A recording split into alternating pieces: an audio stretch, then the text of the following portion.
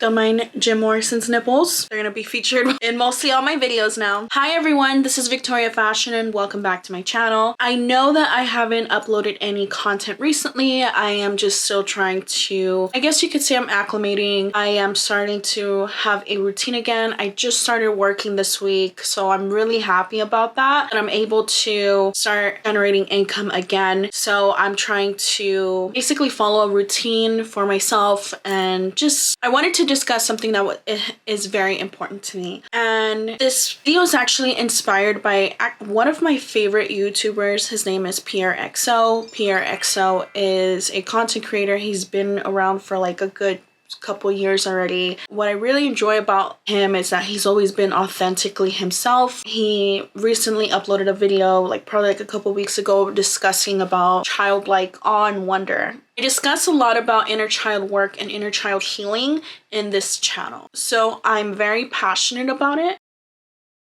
When you let your inner child fade away, you die. What do I mean by that? Growing up as a millennial, we were programmed to go to work, go to school, you will have a good job, kids on your own, and eventually buy a house. Obviously, that is not the case. We live in 2024. There's a lot of millennials that still live at home or live with roommates, or even Gen Z. Hard to purchase a home because everything is so expensive, so it's hard for us to survive. And even though it would be nice to have a job to help us pay the bills and then we could do our other stuff, that's not possible at this very time unless you're rich and you have money. However, this is not a video about social economics. Working a 9-to-5, working at corporate, it really kills your spirit. And you start forgetting a lot who you are as an individual. Of course, the last thing you want to think about is tapping into your inner child because you got bills to pay, or you have mouths to feed, or being curious. Being curious is not a bad thing. It's actually a magnificent trait to have, especially if you're an adult. And the reason why I'm saying this is because curiosity, although I will say to my young followers that sometimes curiosity can lead to trouble. So whatever course of action you take, just be cautious. Know yourself what you're getting into. And I would also say, aside from using critical thinking, definitely follow your intuition as well, especially when something just doesn't feel right. That's when I say curiosity can get the best of you. As that saying goes, curiosity killed the cat. But on a positive note, be curious. Go ahead and meet people. Go ahead and travel somewhere. Go ahead and pick up a book that may change your life. Travel, even if it's not even traveling to another state or country. Travel and expand your horizons. And I think that when you're able to have a curious mindset, you're always going to be able to grow as an individual. You will never fully be stagnant in your life. And hey, even if you catch yourself on something that is negative or something that you disagree upon, at least with that curiosity mindset, you will at least get to know yourself a lot more. And even if it's on a negative or something you don't agree with, because hey, at least hey, I don't like this person, or I don't like this subject, I don't like this these political views, I don't like these group of people, I don't like this, it could, at least you will know, and you will get to know yourself a lot more on a deeper level. Having a joyful and optimistic personality. Having a sense of optimism and living a very jovial life is one of the most fantastic feelings in this human experience. There's a famous saying that the more intelligent you are, the more depressed you are. Meaning that if the more you're intelligent, the more you're likely to have any sort of depression. And I do say that from experience, that is true to a certain extent. But I do want to say having a jovial personality, being happy is not a feeling, it's more of a choice. So for example, you could have a very messed up day. Your day could be ruined, but instead of feel your emotions and let them, experience them. Even if you feel sad, I am a person that will not tell you to oppose from what you're feeling, because sometimes you need to feel those emotions. However, sometimes when you repeat yourself over and over again, or you go on this self-perpetuating cycle of simply just being in a negative mindset, it will not serve you well. You're actually harming yourself if you continue to do that and ruminate on the bad, the negative, or what things didn't go right. So that's when I say happiness is a choice. Choosing to be happy will help you just overall. Even if you don't feel like it, sometimes you have to trick yourself into being a happy individual. It's not just like, oh, look at me, be blah blah blah, I'm happy, la la la la la. No, it's simply just having a sense of gratitude, good with yourself, and also having a sense of optimism. And being happy is knowing what's best for you and making the right decisions for your own well-being, especially for your mental health. Not only in the short term, but it will definitely help you out on the long term. It can be easy seeing the negative side of life. Choosing to be optimistic is something that you will never regret, because life is too short to not to be happy. As long as you're not hurting anyone, you're good. This particular one goes for the people that are afraid to go out to have coffee by themselves, or go eat at a restaurant by themselves. I never understood that fear, maybe because I'm just naturally a loner and I like hanging out by myself, so I don't understand it. But I don't understand like the concept of it, but I understand why people have that fear.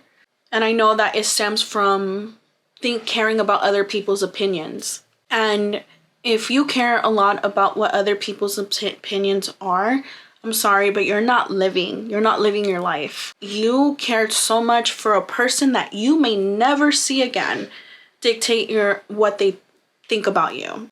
You shouldn't live your life like that. You should live your life and you're letting strangers have power over you. A complete stranger that you will never see again have power over you because you care about their opinions. They don't care. They don't matter. At the end of the day, it's what you matter. If you want to go do something and want to spoil yourself, you go ahead and do it. Don't wait for anybody. Do you honestly think that I stopped dressing goth, or I stopped being into goth music because I let a person's opinions hurt me? Especially a stranger, or especially somebody that I don't care about, or that aren't part of like my friend circle or my family circle? Hell no. I still am who I am, and that's not gonna stop me. That's not it. A person's opinions is not gonna stop me from who I am. Because at the end of the day, those words are nothing. In hindsight, they mean nothing. Maybe in the short term, maybe those dirty looks, but you know what? People don't have the courage to fully be themselves, so why do you care about a person's opinions? Stop letting people's words put you down. Make mistakes. Be cringy if you need to be cringy. Learn from it. Don't get stuck, and just live your life. And how to preserve your childlike self, especially as an adult, and preserving that childlike wonder, especially the more you age, it can be hard. I will admit, the more I've gotten older, and the more life, the more responsibilities, the more maturity, it can be hard preserving that. At least when I was a lot younger, I was able to generate more ideas, be in my head, and visualize like different worlds that I used to be in. Especially like music would help me with that. And I think that's why, for example, I tend to like to be alone by myself at least once a week, because I give myself time to let my imagination wander, because sometimes you tend to lose it, or you tend to forget about it, and it's a part of yourself that's gone. This video is about how to have it, preserve it, and keep it, because I think a lot of people will be happier if they were to preserve that childlike self of them. But also, depending how you were raised and how you grew up, it's important to preserve a part of yourself. For example, even though I mentioned not to care about other people's opinions, I am going to remind you that if you put a lot of emphasis on other people's opinions, it will slow you down, and you won't live your life for yourself. if you have that childlike essence, if you show that side of yourself to the wrong crowd or even an individual, especially to a group of people who are prudish, judgmental, or simply a group of people or individual that you don't vibe with, do yourself a favor and do not show that side of you. Don't show that childlike spirit. If you show that to the wrong person or to the wrong group of people, they're not going to value you. They're going to see you as childish, immature, or they're going to see you as somebody who I've learned throughout my adult life is that there's a time and place for everything. And what I mean by that is that even though I have that childlike spirit and that childlike wonder and awe, I am not going to show that side to myself, to people, that like I'm at the hospital or places. Again, you're gonna make yourself look like an idiot too. So I mean, that's I would recommend, like, there's a time and place for it, and it's all about finding your tribe, finding a place where you can excel in your childlike awe and wonder. Even if you want to create content, that's your opportunity to show that childlike wonder and that essence. It's not about being fake, but it's also about learning where you should express that side of yourself and when not to. And lastly, the negative side of having a childlike spirit or just having being in touch with your inner child. Being emotionally immature is like having arrested development. Also, being emotionally immature is also people who have like Peter Pan syndrome. If you are unaware of that, it's a psychological term of, especially this is more prone to men who do not grow up. They don't take accountability of their actions. I would also say women could have this too. There's no gender. It's just like more men tend to have experienced this, but they don't want to grow up. They don't want to take responsibility of their actions. They blame everybody else and so on and so forth, and they still think they're like 17. Of course, there are a number of factors why some people are emotionally immature. It could be the way they were growing up. It could also be all the how they were in school, or meaning like in a social setting with other students. This even goes for people who had a better life, who had a great life.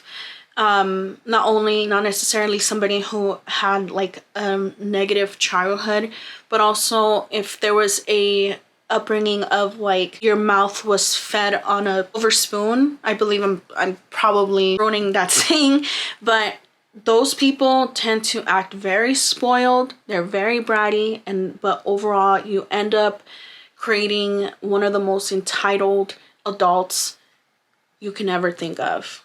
So, and have no sense of awareness how they treat other people.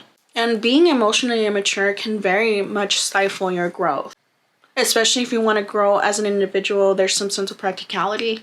Especially if you want to outgrow a lot of your old tendencies. And I'm a big believer that you can have the capacity to change. Anybody can have the capacity to change as a person. It's just the longer route to excel in life, or it's not short-term satisfaction. A lot of people tend to correlate being childlike with emotionally immature. A pet peeve of mine is seeing people who are downright miserable, because misery loves their own company, and if an individual ends up mistreating somebody who is just generally a happy person or optimistic or just excited about a certain subject or a certain topic or their accomplishments, you're a thief of joy, dude. Why would you do that to somebody? Like, why are you projecting your own negativity onto other people? So stay away from people like that. I want to say that as well. These are things that I want to say that will help you, if you want to go back being your childlike self, or you're trying to, if you are in a midlife crisis, just go ahead and tap into your childlike wonder. Tap into the things that you were passionate as a kid. And I notice when a lot of adults, especially a lot of adults my age, a lot of them are reverting back to their 13-year-old selves, like what they were into, what they were passionate about, and what they simply just love. And I think we could go back to that is because we now have the money, the resources, and we are adults that can do that. And I think like that's important to preserve your childlike spirit, because I think that don't be a creep neither, but preserving the things that you enjoy and will uplift your spirit. So I hope this video was very helpful. I hope you guys liked this video and I hope you guys enjoyed it. So please remember to like and subscribe on my channel, and I'll see you guys next time.